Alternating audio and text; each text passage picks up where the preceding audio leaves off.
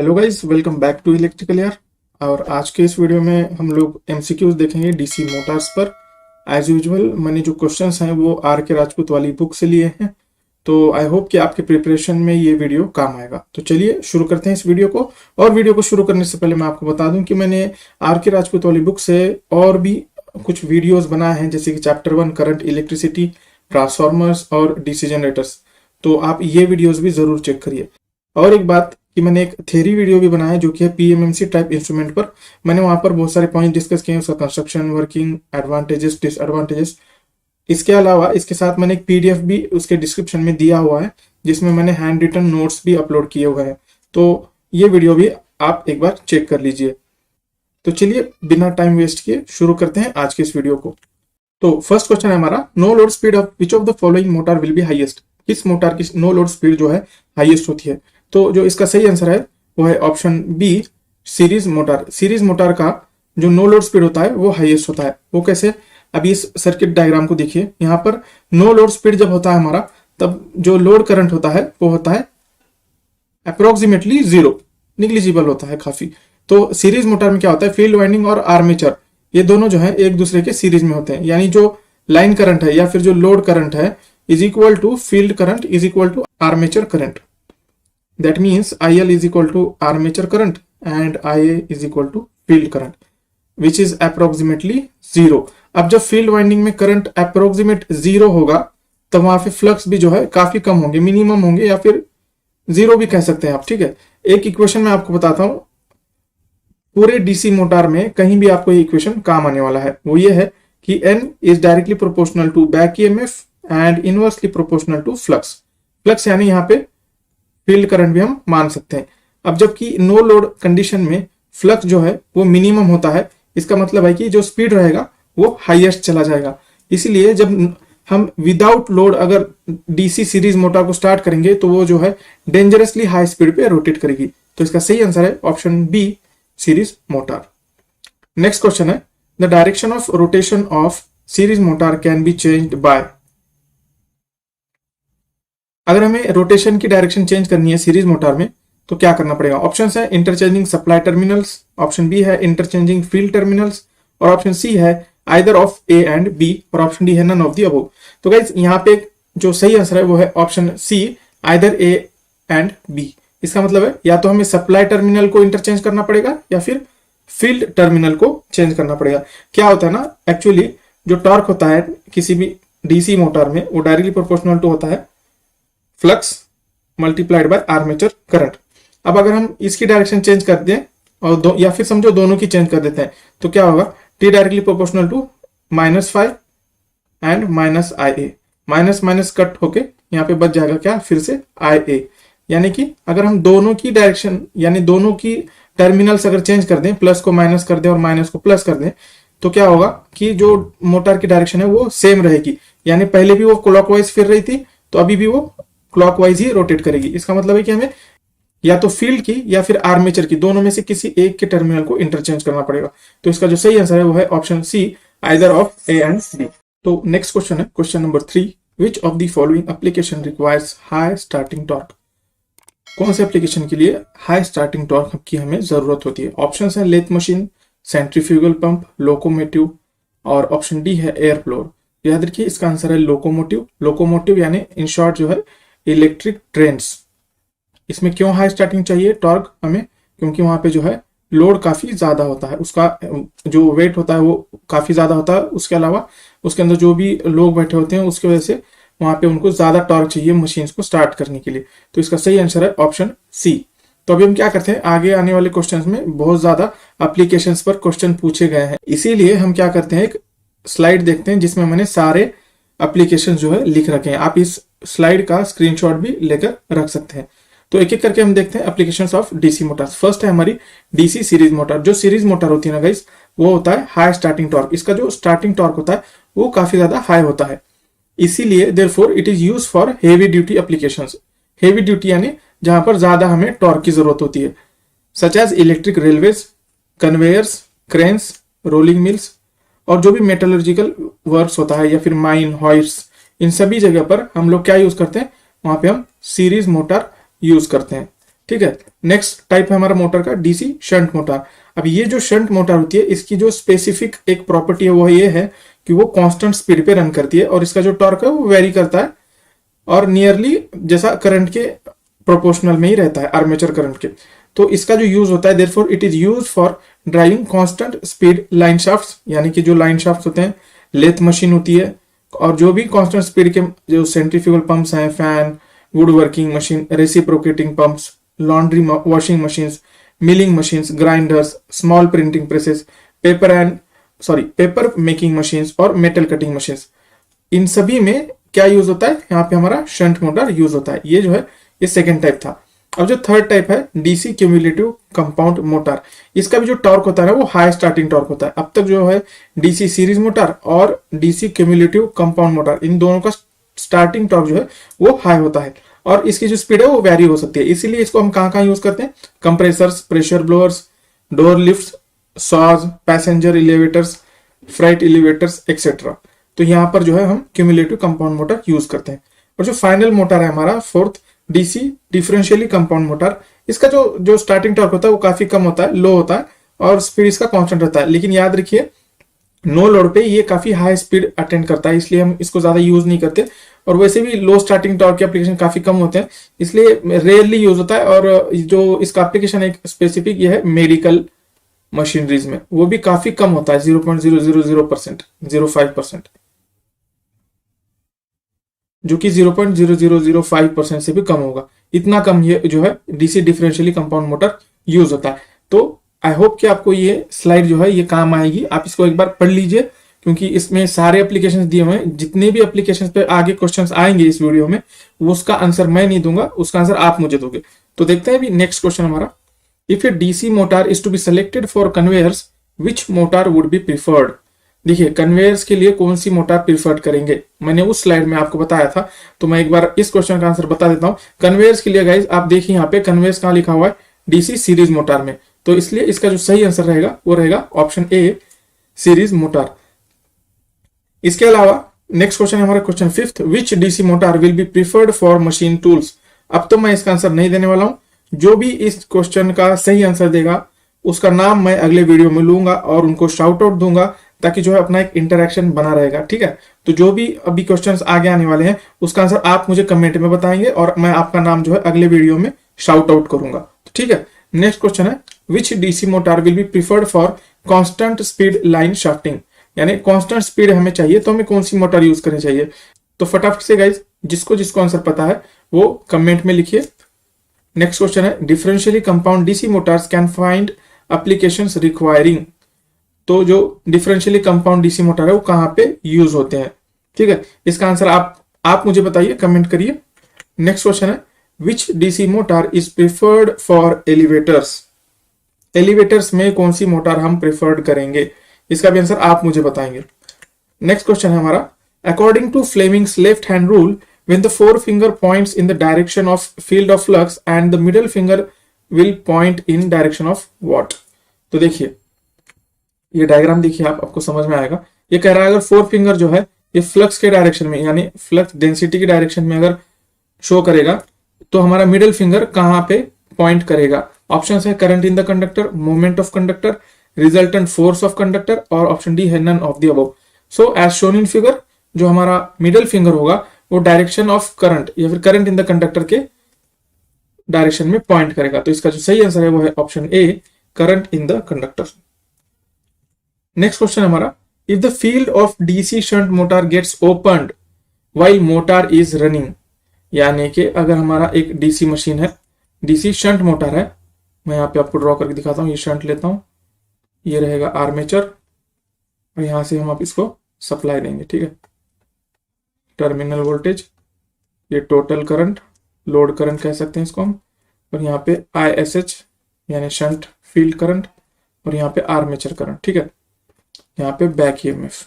अभी देखिए क्या बोल रहा है क्वेश्चन में कि अगर हमारा शंट मोटर का फील्ड अगर ओपन हो जाए यानी यहां से जो ये ब्रेक हो जाए, इसका मतलब ISH अगर 0 हो जाए तो क्या होगा। तो देखिए ऑप्शंस क्या है हमारे, the speed of motor will be reduced, the armature current will reduce, option C है the motor will attain dangerously high speed, option D है the motor will continue to run at constant speed. तो देखिएगा इसका जो सही answer है वो है option C, the motor will attain dangerously high speed. क्यों? क्योंकि मैंने आपको बताया था फर्स्ट क्वेश्चन में एक इक्वेशन है, एन यानी speed is directly proportional to back EMF and inversely proportional to flux. तो याद रखिए अगर हमारा फील्ड ओपन हो जाता है, ओपन यानी वहां पे करंट अगर जीरो हो जाता है तो फाई भी जो है यानी फ्लक्स भी जो है वो अप्रोक्सीमेटली जीरो हो जाएगा। ठीक है, इसका मीनिंग ये है कि ये मिनिमम हो गया और इस इनवर्सली प्रोपोर्शनल रहने की वजह से जो स्पीड है वो डेंजरसली हाई हो गई। तो इसका जो सही आंसर है वो है option C, the motor will be running at very high speed. Next question है हमारा, starters are used with DC motors because. देखिए डीसी मोटर यानी कोई भी जो डीसी मोटर होती है या मशीन होती है उसको यूज करने के लिए, उसको स्टार्ट करने के लिए हम क्या यूज करते हैं? स्टार्टर्स यूज करते हैं। ऐसा नहीं कि डायरेक्ट वहां से जाके हमने उसका स्विच ऑन कर दिया, नहीं, हम स्टार्टर यूज करते हैं। तो वो क्यों करते हैं? ऑप्शन देखिए, these motors have high starting torque. Option B है these motors are not self starting. Option C है back EMF of these motor is zero initially. और ऑप्शन डी है to restrict armature current as there is no back EMF at starting. देखिए इसका जो सही answer है वो है option D, to restrict armature current as there is no back EMF at starting. देखिए एट स्टार्टिंग ना जो हमारा स्पीड होता है वो भी जीरो होता है, इसकी वजह से क्या होगा, हमारा बैक ईएमएफ भी क्या है, जीरो रहेगा। अब जो हमारा आर्मेचर करंट है उसका एक ओवरऑल फॉर्मूला ये है, IA is equal to terminal voltage minus back EMF divided by armature resistance. At starting जो है n is equal to zero रहने की वजह से जो हमारा बैक ईएमएफ है वो भी हमारा ये होता है जीरो। इसका मतलब है कि जो आर्मेचर करंट रहेगा वो रहेगा terminal voltage divided by armature resistance, जो कि एक हाई वैल्यू बन जाती है क्योंकि आर्मेचर रेजिस्टेंस तो काफी कम होता है, तो जो आर्मेचर करंट है वो काफी ज्यादा होता है स्टार्टिंग में, इसीलिए उसको कम करने के लिए हम लोग यूज करते हैं स्टार्टर। इसका सही आंसर है ऑप्शन डी। नेक्स्ट क्वेश्चन है हमारा, in DC shunt motor as load is reduce. DC shunt motor का अगर लोड रिड्यूस किया जाए तो क्या होगा? ऑप्शंस है, the speed will increase. Option B है the speed will increase in proportional to reduction in load. Option C है the speed will remain almost constant. और ऑप्शन डी है द स्पीड विल रिड्यूस्ड। तो इसको हम समझेंगे graph के जरिए से। यहां पे जैसे कि आप देख सकते हैं शंट मोटर के लिए जो ग्राफ है ये वाला, ठीक है, इसको आप जैसे देख सकते हैं कि जैसे जैसे टॉर्क इंक्रीज होता है वैसे वैसे स्पीड जो है एक थोड़े से छोटे अमाउंट, जैसे जैसे टॉर्क इंक्रीज हो रहा है वैसे वैसे स्पीड जो है थोड़ी सी हल्की सी जो है डिक्रीज हो रही है, लेकिन ऑलमोस्ट कांस्टेंट रहता है शंट मोटर के टाइप में। तो इसका जो सही आंसर है वो है option C, the speed will remain almost constant. और अगर हम सीरीज मोटर की बात करें तो अगर टॉर्क बढ़ जाए तो स्पीड जो है काफी ज्यादा डिक्रीज हो रहा है, जैसे कि आप इस वाले डायग्राम में देख सकते हैं। और जो बाकी क्यूमुलेटिव और डिफरेंशियल है वो भी आप देख लीजिए। डिफरेंशियल में आप देख सकते हैं जैसे जैसे टॉर्क इंक्रीज होता है उसी तरह से जो है वो स्पीड जो है इंक्रीज हो जाता है। यहाँ पे इसका मामला जो है उल्टा होता है दूसरे मोटर्स के कंपेरिजन में। आई होप कि आपको ये समझ में आ गया होगा। नेक्स्ट क्वेश्चन देखते हैं, अ DC series motor is that which. Options है, it has its field winding consisting of thick wire and less turns. Option B है it has a poor torque. Option C है it can be started easily without load. और option D है it has almost constant speed. तो बता दूं कि इसका सही आंसर है ऑप्शन ए। पहले हम दूसरे ऑप्शन देखते हैं गाइस। जैसे कि मैंने एप्लीकेशन ऑफ डीसी मोटर वाले स्लाइड में बताया था, जो डीसी सीरीज मोटर होता है वो है high torque motor, high starting torque motor. Option B तो गलत है, ठीक है। ऑप्शन सी देखिए, can be started easily without load, ये भी इनकरेक्ट है क्योंकि जो डीसी सीरीज मोटर है वो नो लोड पे हम स्टार्ट करते ही नहीं है। क्यों? अगर नो लोड पे अगर हम स्टार्ट करेंगे तो जो स्पीड है वो काफी ज्यादा रहेगी, हाई रहेगी। ऑप्शन डी देखते हैं, it has almost constant speed. तो याद रखिए कांस्टेंट स्पीड मोटर नहीं है डीसी सीरीज। याद रखिए जो कांस्टेंट स्पीड है वो हमारा डीसी शंट मोटर।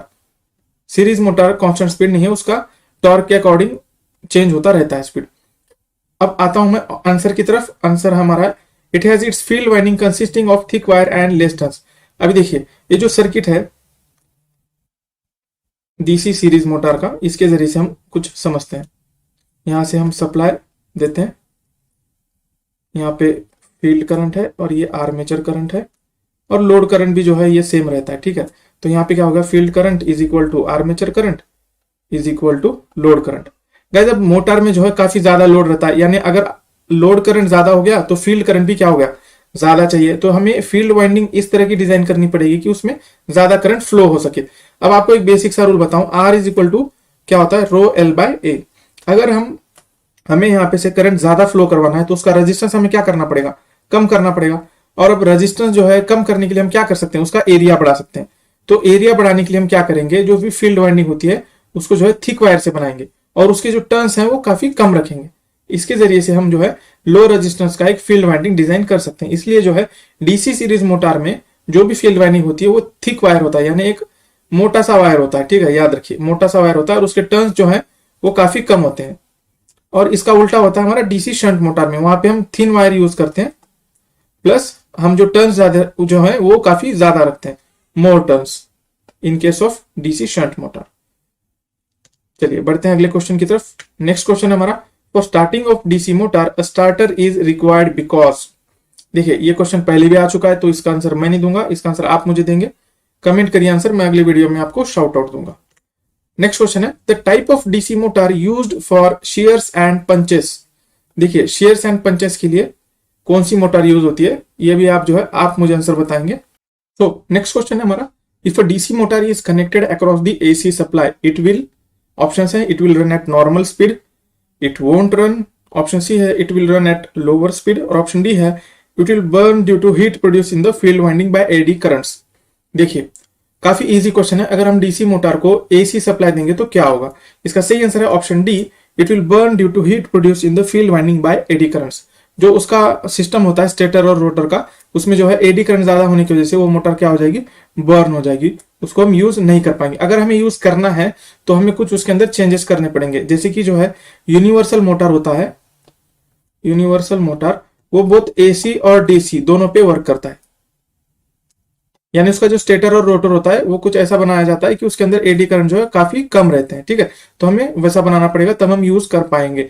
लेकिन नॉर्मली अगर हम डीसी मोटर को एसी सप्लाई देंगे तो वो बर्न हो जाएगी, वो जल जाएगी।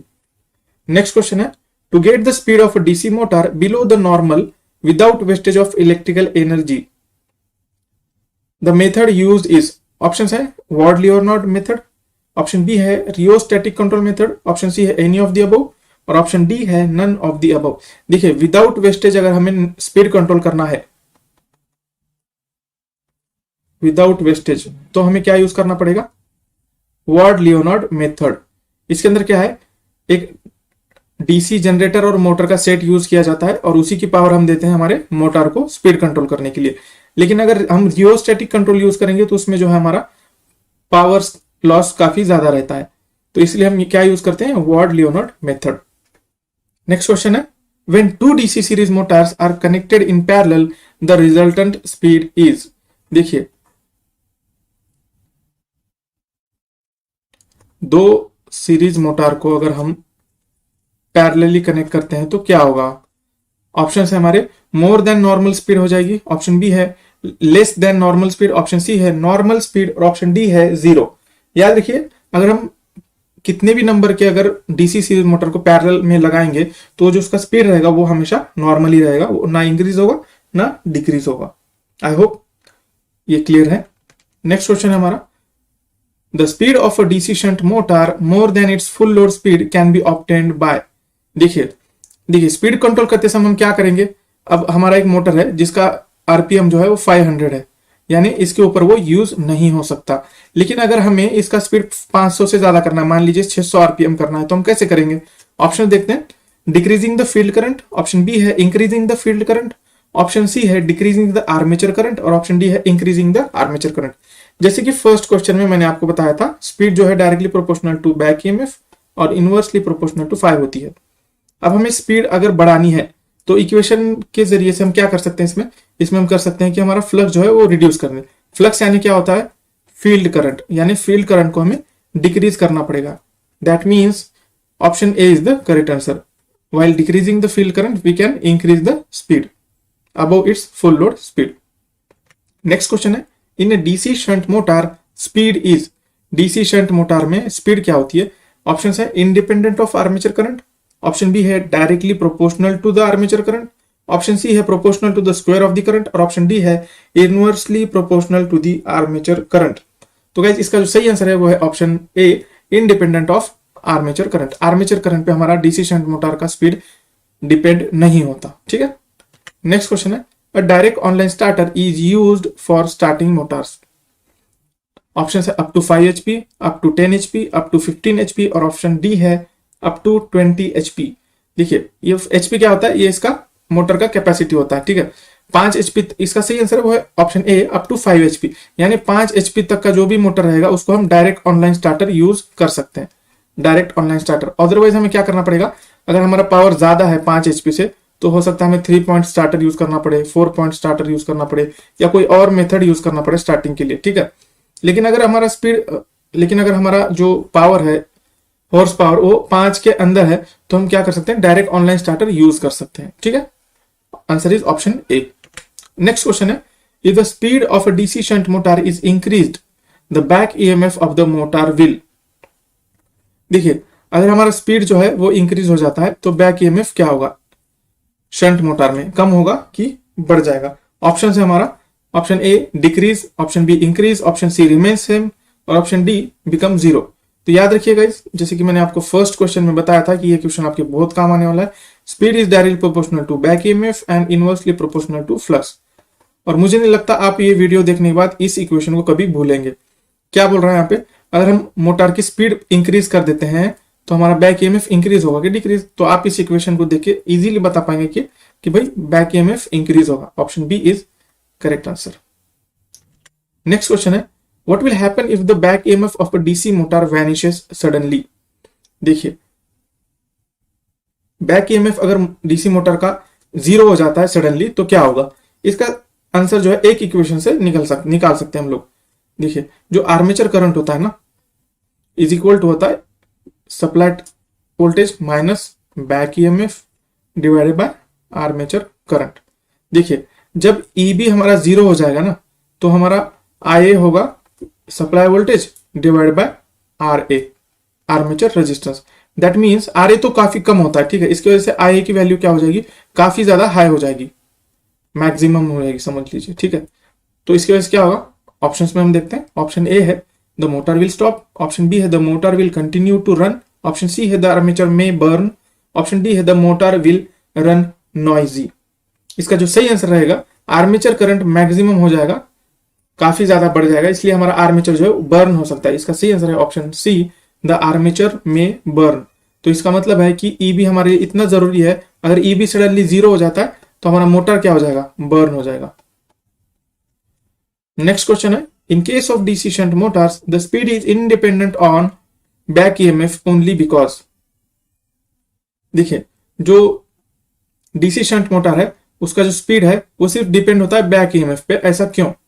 जैसे कि मैंने बताया था, ये शंट फील्ड है, ये उसका आर्मेचर है, और यहां से हम क्या करते हैं, सप्लाई वोल्टेज देते हैं, ठीक है। तो जैसे कि देखते हैं यहां भी इस नोड पे भी वोल्टेज क्या होगा, हमारा सप्लाई वोल्टेज, और यहां पे भी सप्लाई वोल्टेज ही होगा। और जो सप्लाई वोल्टेज है वो कंटिन्यूअसली करंट फीड करता है हमारे शंट फील्ड वाइंडिंग को। इसका मतलब है, अगर देखिए रेजिस्टेंस तो यहाँ का फिक्स रहेगा, सपोज कि 200 ओम है हमारा फील्ड रेजिस्टेंस, ठीक है, RF फील्ड का रेजिस्टेंस हमारा 200 ओम है, ये तो हमेशा कांस्टेंट रहेगा। और जो सप्लाई वोल्टेज है वो भी कांस्टेंट रहेगा। समझ लीजिए कि अगर VT 400 वोल्ट है तो हमारा जो ISH है जो यहाँ पे फ्लो हो रहा है इस फील्ड वाइंडिंग में, ISH is equal to VT divided by field resistance, that means 400 divide by 200 is equal to 2 ampere. ये हमेशा कांस्टेंट रहेगा। अब अगर हमारा फील्ड करंट जो है वो कांस्टेंट है, इसका मतलब है कि हमारा जो फ्लक्स है वो भी कांस्टेंट वैल्यू रहेगी हमेशा।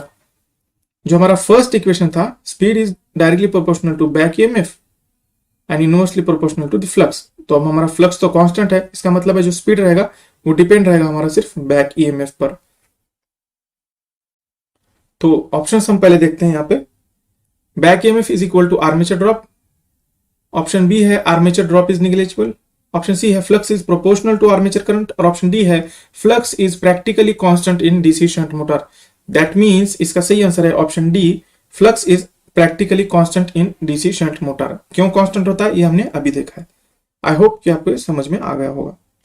नेक्स्ट क्वेश्चन है, in a DC shunt motor under the conditions of maximum power the current in the armature will be. देखिए मैक्सिमम पावर कंडीशन क्या है हमारी, back EMF should be equal to supply voltage divide by 2। ये हमारा condition होता है maximum power output for a DC motor. तो देखिए क्वेश्चन क्या था, in DC shunt motor under the condition of maximum power the current in the armature will be, armature current क्या रहेगा इस कंडीशन पे। ऑप्शन है हमारे ऑलमोस्ट निग्लिजिबल, ऑप्शन बी है rated full load current, option C है less than full load current और option D है more than full load current. देखिए गाइस जो बैक ईएमएफ होता है जितना कम रहेगा ना आर्मेचर करंट उतना ज्यादा रहेगा। अब जो बैक ईएमएफ है वो सप्लाई टर्मिनल वोल्टेज के हाफ है, तो आर्मेचर करंट भी ऑब्वियसली वहां पे इंक्रीज हो जाएगा। Option D is the answer, that means more than the full load current. Next question है, which DC motor will have least percentage increase of input current for the same percentage increase in the torque। देखिए torque जो होता है ना, ये एक equation है, काफी काम आएगा। टॉर्क की directly proportional flux and armature current, ये एक इक्वेशन है टॉर्क के लिए। तो इसका जो सही आंसर है वो ऑप्शन बी सीरीज मोटर। क्यों सीरीज मोटर? क्योंकि जो है सीरीज मोटर के इसमें जो फ्लक्स होता है वो डायरेक्टली प्रोपोर्शनल टू आई है, यानी इसका मतलब ये है कि टॉर्क जो है directly proportional to I A square है।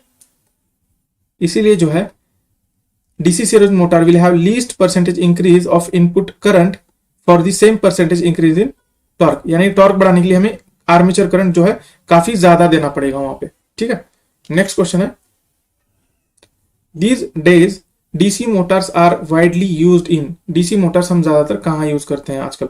ऑप्शंस मैं नहीं बताऊंगा, आप इसका आंसर मुझे खुद बताइए क्योंकि हमने ये काफी बार डिस्कस किया हुआ है स्लाइड में। नेक्स्ट क्वेश्चन है, by looking at which part of the DC motor it can be easily confirm that a particular motor is DC मोटर। यानी कि एक मोटर एसी मोटर है या डीसी, ये हमें अगर देख के पहचानना है तो हम कैसे देखेंगे? तो जो उसका सही आंसर रहेगा ये रहेगा ऑप्शन सी कम्यूटेटर। हमें चेक करना पड़ेगा कि मोटर में जो है कम्यूटेटर है या नहीं। कम्यूटेटर क्या आता है हमारा?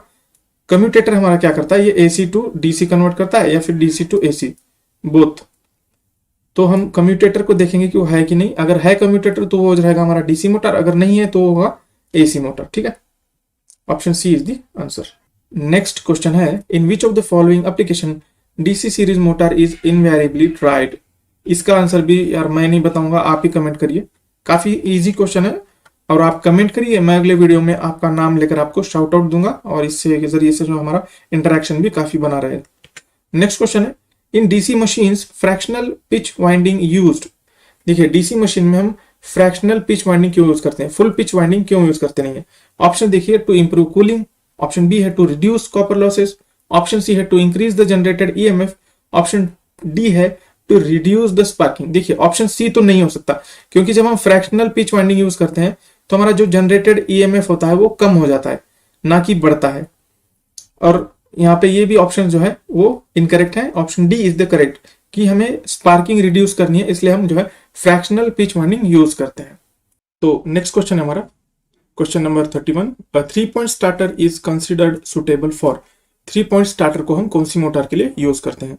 ऑप्शन है शंट मोटर, ऑप्शन बी है shunt as well as compound motors, option C है shunt compound and series motor और ऑप्शन डी है all DC Motors.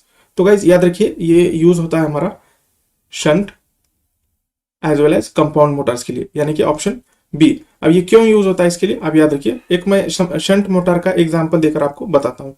Shunt motor का सर्किट हमें पता है, एक होता है शंट वाइंडिंग, एक होता है आर्मेचर वाइंडिंग और एक होता है सप्लाई का टर्मिनल। ठीक है, तो याद रखिए जो 3 पॉइंट होते हैं वो 3 पॉइंट होते हैं। ये ए वाला शंट वाइंडिंग के लिए, बी वाला हमारा होगा आर्मेचर के लिए और सी वाला होगा सप्लाई के लिए। या फिर आप इसको नेमिंग कन्वेंशन को चेंज भी कर सकते हैं, जैसे कि यहाँ पे जो है ए जो है वो सप्लाई के लिए यूज किया हुआ है और जो यहाँ पर बी है वो हमारा शंट वाइंडिंग के लिए यूज किया हुआ है और जो सी पॉइंट है वो हमारा आर्मेचर के लिए यूज किया हुआ है। तो आप इस पर से याद रख सकते हैं कि जो 3 पॉइंट स्टार्टर है वो shunt as well as compound motors के लिए हम यूज कर सकते हैं। नेक्स्ट क्वेश्चन है, small DC motors up to 5 HP usually have. Option है 2 पोल्स, 4 पोल्स, 6 पोल्स और 8 पोल्स। याद रखिए जो अप टू 5 HP मोटर्स होते हैं उसके अंदर हम 2 पोल्स यूज करते हैं। ठीक है, option A is correct. Next question है, in case of the condition for maximum power output for a motor are established the efficiency of the motor will be. यानी कि अगर मैक्सिमम पावर आउटपुट पे हम किसी मोटर को use कर रहे हैं, डीसी मोटर को, तब इफिशियंसी कितनी होगी? सबसे पहले तो कंडीशन क्या होती है मैक्सिमम पावर आउटपुट के लिए? वो होती है back EMF is equal to half of the supply voltage. ये होता है कंडीशन। अगर हम इस कंडीशन को फुलफिल करते हैं किसी भी मोटर पर तो उसकी इफिशियंसी कितनी होती है। याद रखिएगा इस जो भी ये कंडीशन है ये अचीव करना जो है प्रैक्टिकली इम्पॉसिबल होता है। इट इज प्रैक्टिकली इम्पॉसिबल, लेकिन फिर भी अगर हम इसको इंप्लीमेंट कर देते हैं तो याद रखिए बहुत ही हाई करंट हमें जरूरत पड़ेगी, जिसकी वजह से जो है लॉसेस और हीट काफी ज्यादा रहेगी और एफिशिएंसी काफी कम हो जाएगी। तो इसका जो सही आंसर है वो है ऑप्शन डी, लेस देन 50%, यानी कि 50% से कम एफिशिएंसी पर हमारी मोटर ऑपरेट करेगी। नेक्स्ट क्वेश्चन है, अ sharing machine has cyclic load consisting of intermittent light and heavy loads. Load है हमारा लाइट और हेवी लोड्स, ठीक है। Which of the following DC motor will be suitable for this purpose. तो जो भी लाइट और हेवी लोड के लिए यहाँ पर बताया शेयरिंग मशीन यूज करनी है उसके लिए कौन सी मटेरियल यूजफुल रहेगी। ऑप्शन है शंट, सीरीज, कम्युलेटिव और डिफरेंशिएटिव। कौन सी मोटर यूज रहेगी? जो इसका सही आंसर है गाइस वो है option C, cumulative compound motor.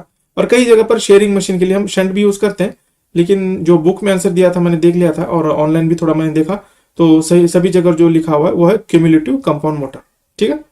Next question है, the ratio of starting torque to full load torque is least in case of, यानी कि जो स्टार्टिंग टॉर्क और फुल लोड टॉर्क का रेशियो है वो सबसे कम किस मोटर में होता है। ऑप्शंस है as usually series, shunt, compound और नन ऑफ द अबव। याद रखिएगा ये होता है हमारा सबसे कम शंट मोटर में, ठीक है। 35 क्वेश्चन का आंसर है शंट मोटर्स। क्यों? क्योंकि शंट मोटर जो है एक कांस्टेंट फ्लक्स मोटर है,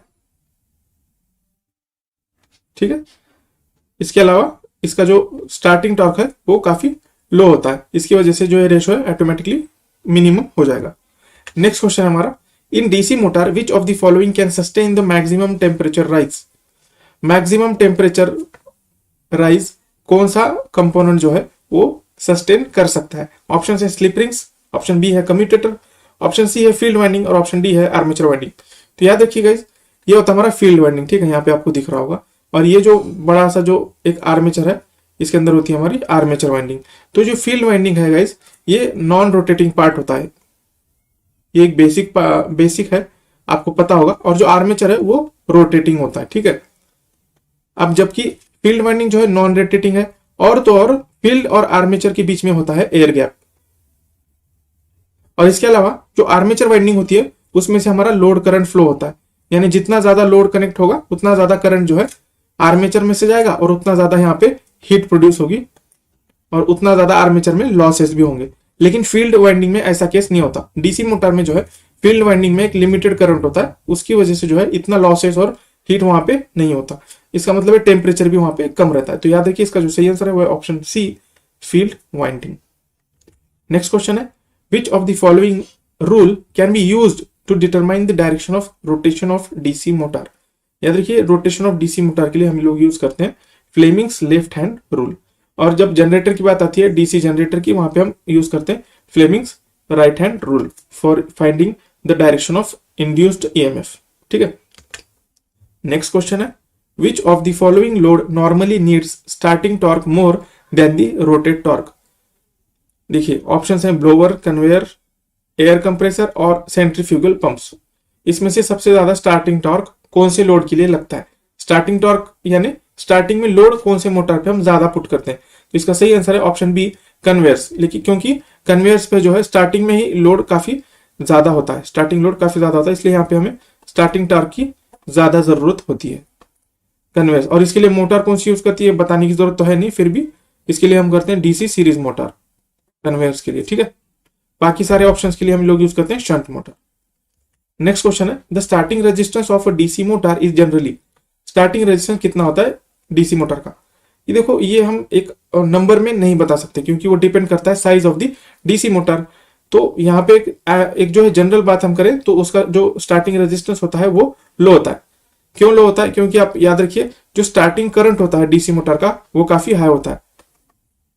और करंट कब हाई होता है? जब सर्किट का रेजिस्टेंस लो होता है। इस पे से हम याद रखेंगे कि starting resistance of a DC motor is generally low, ठीक है। Option A is the answer. Next question है, the speed of a DC series motor is. DC series motor की स्पीड क्या होती है? ऑप्शन है proportional to armature current, proportional to the square of the armature current, proportional to the field current, और option D है inversely proportional to the armature current. तो guys आपको याद होगा मैंने वीडियो के स्टार्ट में एक इक्वेशन आपको बताया था और ये भी बताया था कि ये इक्वेशन आपको हर जगह काम आएगा डीसी मोटर में। वो था हमारा N is directly proportional to back EMF and inversely proportional to the flux.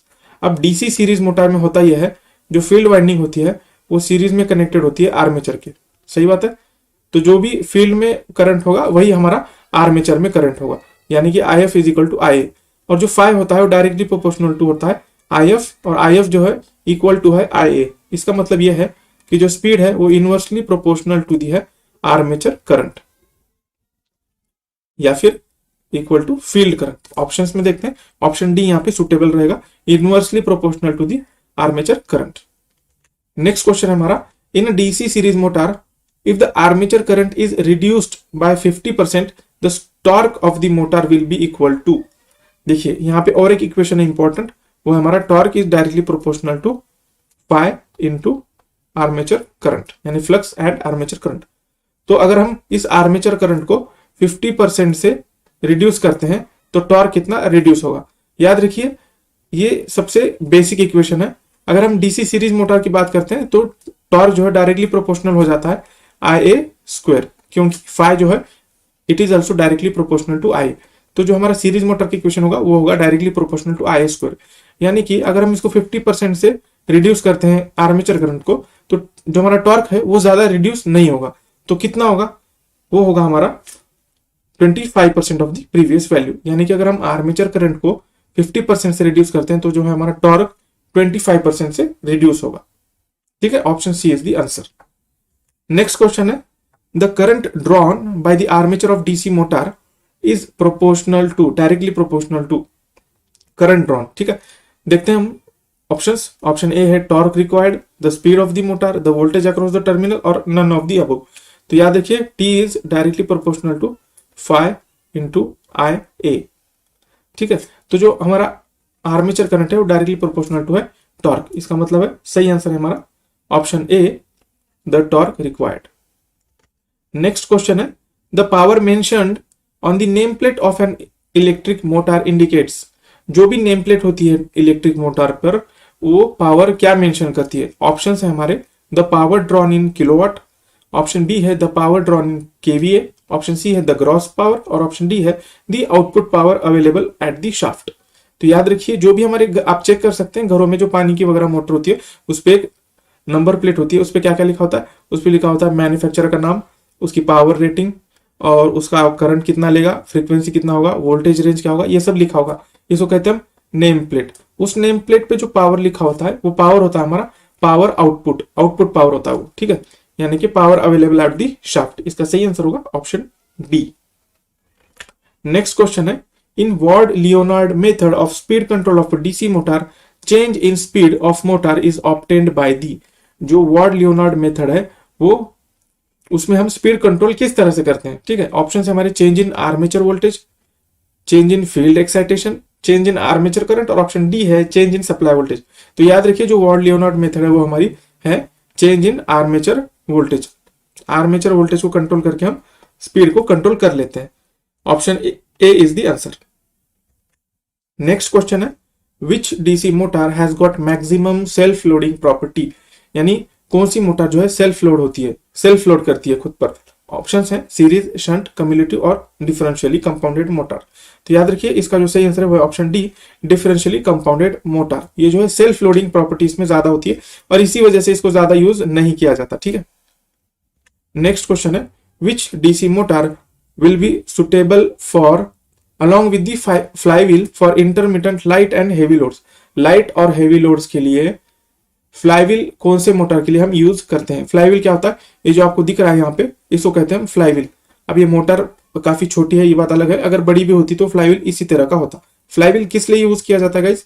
Flywheel एक तो होता है शाफ्ट के ऊपर, यानी कि जो शाफ्ट होती है जो रोटेट करती रहती है इसके ऊपर हम लगाते हैं फ्लाईव्हील। फ्लाईव्हील क्यों लगाते हैं? Flywheel is used to prevent sudden change in speed, sudden change in speed. यानी कि अगर आप झट से एकदम से लोड कम कर देते हैं मोटर का तो सडन चेंज इन स्पीड वहां पे होता है, एकदम स्पीड जो है बढ़ जाती है। या फिर किसी केस में अगर हम लोड बढ़ा देते हैं तो वहां पे स्पीड क्या हो जाएगी, अचानक से बहुत ही कम हो जाएगी। इस कंडीशन में जो फ्लाईव्हील होता है वो सडन चेंज इन स्पीड की वजह से जो भी डैमेजेस होते हैं उसको वहां पे प्रिवेंट कर देता है। और वो लोकेट कहां होती है, located on shaft of the motor, and it is used with motor having drooping, यानी कि slightly drooping characteristic which is shunt and cumulative motor. Shunt और कम्युलेटिव मोटर के आपने स्पीड और टॉर्क के कैरेक्टरिस्टिक देखे होंगे, वो होते हैं स्लाइटली ड्रूपिंग कैरेक्टरिस्टिक होती है, यानी थोड़ा थोड़ा वो रिड्यूस होता जाता है। ठीक है, इस कैरेक्टरिस्टिक के जो भी मोटर्स होते हैं वहां पे हम फ्लाईव्हील यूज करते हैं। तो इसका जो सही आंसर है वो है option C, cumulative compound motor. Next question है हमारा, if a DC shunt motor is working at no load and if shunt field circuit suddenly opens. Guys मुझे लगता है कि ये क्वेश्चन हमने पहले किया हुआ है। डीसी शंट मोटर का अगर फील्ड एकदम से ओपन हो जाता है या फिर ब्रेक हो जाता है तो क्या होगा, इसका आंसर मैं फिर से नहीं दूंगा। अगर आपको अच्छा लगता है तो आप इसको कमेंट कर सकते हैं। ठीक है, कमेंट करिए, अगले वीडियो में मैं आपको शाउट आउट दूंगा। नेक्स्ट क्वेश्चन है, DC series motor are used. DC series motor हम कहाँ यूज करते हैं, अब ये भी मैं आपको नहीं बताऊंगा, फिर भी देखते हैं ऑप्शंस क्या है एक बार। Where load is constant, where load is changes frequently, where constant operating speed is needed, और ऑप्शन डी है in none of the above situations. तो गाइस ये थोड़ा क्वेश्चन अलग है, ये एप्लीकेशन वाला है लेकिन थोड़ा इसमें ऑप्शंस अलग है, तो मैं आपको बता देता हूँ कि किसी में यूज नहीं होता। इसका सही आंसर है in none of the above question, क्योंकि डीसी सीरीज मोटर जो है ये हाई स्टार्टिंग टॉर्क वाली मोटर है, यानी इसको बहुत ज्यादा हेवी लोड में यूज करते हैं, जैसे क्रेन है, हॉइस्ट है, एलिवेटर्स है, लिफ्ट है, यहाँ पे हम डीसी सीरीज मोटर को यूज करते हैं। और जो कांस्टेंट लोड है और जहां पर जो है ऑपरेटिंग स्पीड कांस्टेंट है वहां पे हम क्या यूज करते हैं, वहां पे हम शंट मोटर यूज करते हैं। ठीक है, डीसी शंट मोटर वहां पे हम यूज करते हैं, लेकिन इस केस में डीसी सीरीज मोटर हम कहीं पे यूज नहीं करते। नेक्स्ट क्वेश्चन हमारा, for the same HP rating and full load speed following motor has poor starting torque. यानी कि अगर एक शंट मोटर है जो 5 एचपी है, एक सीरीज मोटर है जो 5 एचपी है, और एक डिफरेंशियली है और एक कम्युलेटिव कंपाउंडेड मोटर है जो 5 एचपी है। अब चारों की रेटिंग तो सेम है, लेकिन इन चारों में से सबसे कम स्टार्टिंग टॉर्क किसका होगा, तो याद रखिए सबसे कम स्टार्टिंग टॉर्क होगा हमारा डिफरेंशियली कंपाउंडेड मोटर का, इसमें सबसे कम होगा। और उससे ज्यादा किस में होगा, उससे ज्यादा होगा हमारा शंट में। शंट का स्टार्टिंग टॉर्क डिफरेंशियली से थोड़ा ज्यादा होता है, और शंट से ज्यादा होता है क्यूमुलेटिव का, और सबसे ज्यादा स्टार्टिंग टॉर्क होता है हमारा सीरीज मोटर का। ठीक है, ये आपको सीक्वेंस याद रखना पड़ेगा, सबसे कम होता है डिफरेंशियली में और सबसे ज्यादा होता है सीरीज मोटर में। नेक्स्ट क्वेश्चन है हमारा, इन case of conductively compensated DC series motor the compensating winding is provided. देखिएगा इस कंपनसेटिंग वाइंडिंग हम कहां पर यूज करते हैं, कैसे यूज करते हैं। ऑप्शन है as separately wound unit, option B है in parallel with the armature winding, option C है in series with the armature winding, और ऑप्शन डी है in parallel with the field winding. तो याद रखिएगा जो भी हमारा कंपनसेटिंग वाइंडिंग होता है वो हम in series with the armature use करते हैं। ठीक है, याद रखिए in series with the armature winding, option C is the correct. Next question है, sparking at the commutator of a DC motor में रिजल्ट इन। देखिए स्पार्किंग जहां भी होती है डीसी मोटर में वो उसका नतीजा क्या होता है, उसका रिजल्ट क्या होता है। ऑप्शन है it damages commutator segments, option B है डैमेज टू कम्यूटेटर इंसुलेशन, और ऑप्शन सी है इंक्रीज्ड पावर कंजम्पशन, और ऑप्शन डी है ऑल ऑफ द अबव। याद रखिए जहां कहीं स्पार्किंग होती है वहां पे पावर लॉस भी होता है और जो भी इक्विपमेंट होता है वो डैमेज भी होता है। तो इसका मतलब है जो सही आंसर है वो ऑप्शन डी, डैमेज और इंक्रीज पावर कंजम्पशन। ठीक है, नेक्स्ट क्वेश्चन है, which of the following motor is preferred for operation in highly explosive atmosphere. Highly explosive atmosphere जहां पर कहां होता है, ये ज्यादातर होता है केमिकल फैक्ट्रीज में और एक्सेट्रा एक्सेट्रा, जहां भी केमिकल्स होते हैं, बहुत ही टॉक्सिक एनवायरनमेंट होता है, वहां पे हम कौन सी मोटर यूज करते हैं। इसका जो सही आंसर मैं पहले बता देता हूं वो है एयर मोटर। एयर मोटर हम ऐसे कंडीशंस में यूज करते हैं जहां पर आग लगने का ज्यादा खतरा हो, या फिर जहां पर केमिकल्स बहुत ज्यादा हो एनवायरनमेंट में, फैक्ट्रीज हैं। क्यों यूज करते हैं एयर मोटर को, हम कहते हैं न्यूमेटिक मोटर भी, इसका एक दूसरा नाम है वो है न्यूमेटिक मोटर, इसको हम न्यूमेटिक मोटर भी कहते हैं। और जो इसका पावर इनपुट होता है इलेक्ट्रिक पावर नहीं होता, एयर मोटर को हम इलेक्ट्रिक पावर से जो है ड्राइव नहीं करते हैं, वो हम करते हैं कंप्रेस्ड एयर से, यानी कि हम इधर से कंप्रेस्ड एयर देंगे और उधर से मोटर जो है रोटेट करेगी। और बाकी की 3 कंडीशंस में गाइस होता यह है कि हम इलेक्ट्रिक पावर से रोटेट करते हैं, जो भी बैटरी होती है ये सीरीज शंट मोटर, यहाँ पे सब हम इलेक्ट्रिक पावर यूज करते हैं। अब जब टॉक्सिक एनवायरनमेंट है तो इलेक्ट्रिसिटी से हो सकता है कि हीट प्रोड्यूस हो, और जो हीट है उस हीट की वजह से जो है वहां पे फायर होने का खतरा होता है या फिर बर्न हो जाएगी मोटर। लेकिन इन केस ऑफ एयर मोटर थोड़ा सा सेफ होती है, इसलिए हम एक्सप्लोजिव एटमॉस्फेयर में एयर मोटर यूज करते हैं। तो जो इसका सही आंसर है वो है ऑप्शन सी, एयर मोटर। ठीक है, नेक्स्ट क्वेश्चन है हमारा, if the supply voltage of a DC motor is increased which of the following will decrease.